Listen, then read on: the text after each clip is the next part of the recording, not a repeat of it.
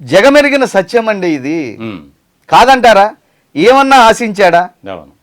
21 సీట్ల 50 సీట్లు గెలిచే దమ్మున్న కాపు 26% మా కాపులుండి, బీసీ ఎస్సీలు మా పక్క నుండి, మైనార్టీలు మాతో ఉండి, పవన్ కళ్యాణ్ నీతి నిజాయితీలుండి నిస్వార్థంగా పేద ప్రజల కోసం కష్టపడే విధానాలు ఉన్నటువంటి నాయకుడు వచ్చాడని చెప్పి ప్రజలంతా ఉంటే వద్దు, అంచెలంచెలుగా ఎదుగుదాం మనకు వద్దు అని నిజాయితీగా కట్టుబడి ఈయనేమన్నా అడిగాడా డిప్యూటీ సీఎం ఇమ్మని, మంత్రి పదవులు ఇమ్మని?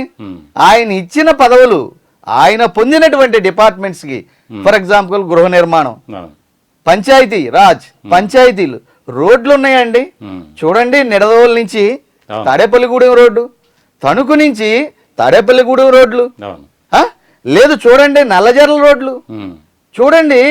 మరి పెందుర్తి రోడ్ల కాడి నుంచి ఏ విధంగా ఇవాళ ఒక్కొక్క రోడ్డుని ఇదే గతంలో ఉన్న వైఎస్ఆర్ పార్టీలో మీ అధికారంలో మీ పులివెందులలో ఈ రోడ్డు అయ్యిండు బాబు అని ఆ రోడ్డు మీద ఏదన్నా గుడికి వెళ్తే పొర్లు దన్నాలు పెట్టుకునే మొక్కు ఉంటారు.